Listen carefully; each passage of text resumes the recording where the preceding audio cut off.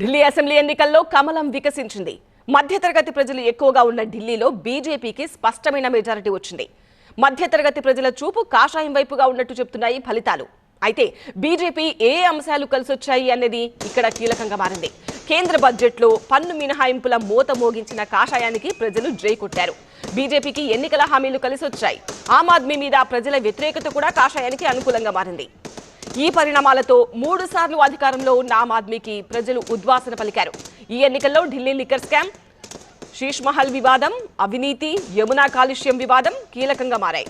కేజ్రీవాల్ మానస పుత్రికలైన మొహల్లా hospitals, ప్రభుత్వ పాఠశాలల్లో నాణ్యమైన విద్యకు విజయం దక్కలేదు.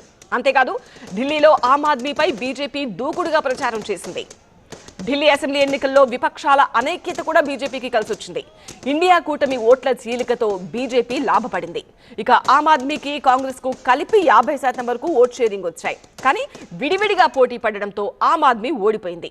బీజేపీ కంటే ఇండియా కూటమికి ఎక్కువగా ఓట్లు వచ్చినా విడివిడిగా పోటీ చేయడం వల్ల ఫలితం మారింది.